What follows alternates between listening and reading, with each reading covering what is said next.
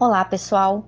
Hoje eu vou falar para você sobre o tecido epitelial de revestimento e glandular. Estes são os componentes do nosso trabalho. No nosso trabalho, nós vamos falar das principais diferenças do tecido epitelial de revestimento e glandular, exemplos, estruturação, classificação e quantidade de camadas. E qual a diferença entre tecido epitelial de revestimento e glandular? O revestimento ele protege, transporta, absorve e sensibiliza. O glandular produz produtos para secreção.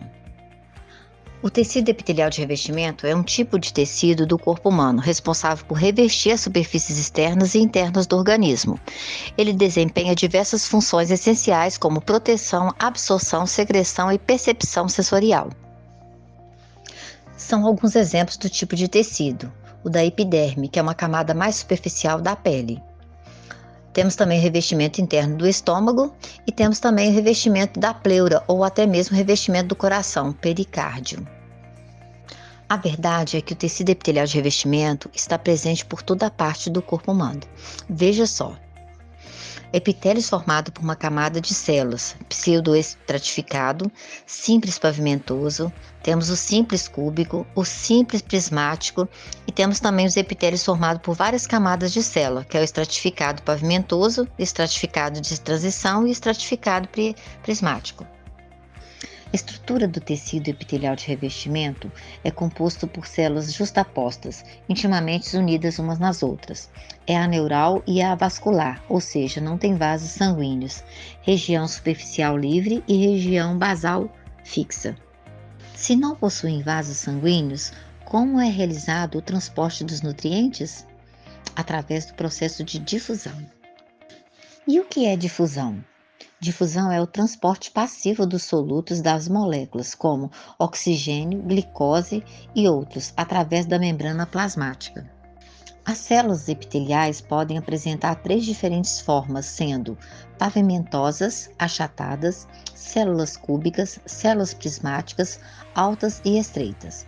Ocorre excepcionalmente em alguns tecidos, como a bexiga, um processo de transição onde as células são naturalmente cúbicas e com a dilatação devido à retenção de urina, podem ficar pavimentadas.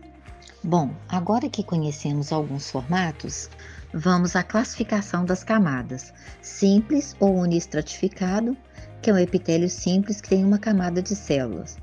Tem o estratificado, que é o epitélio que tem mais de uma camada de célula. E temos o pseudoestratificado, que possui uma camada de célula, mas apresenta um núcleo em diferentes alturas. Devemos lembrar que para classificar os tecidos, utilizamos sempre o formato e o número de camadas. Bom, o tecido epitelial glandular é um tipo de tecido que forma as glândulas do corpo humano. As estruturas são semelhantes à do tecido epitelial do revestimento. O que as difere são as funções que exercem. São responsáveis também pela produção e secreção de substâncias que desempenham funções importantes no organismo, como a produção de hormônios, enzimas digestivas, suor, saliva, entre outros. Essas células podem ser classificadas em dois tipos principais, que são as glândulas exócrinas e glândulas endócrinas. As glândulas exócrinas, elas secretam substâncias para a superfície epitelial e através de ductos secretores. Elas também podem ser classificadas de acordo com a estrutura dos seus ductos e a forma da sua secreção.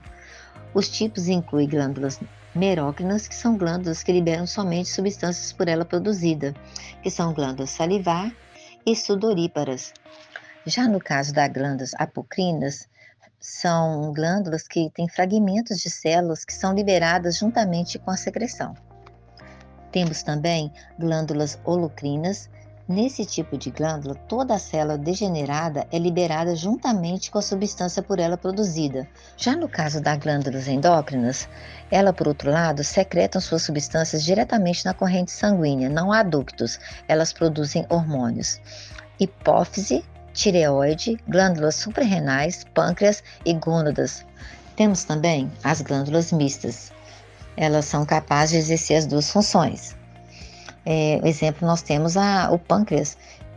Bom, pessoal, essa é uma pequena síntese dos tecidos epiteliais de revestimento glandular. E no vídeo de hoje ficamos por aqui. Agradecemos a atenção de todos.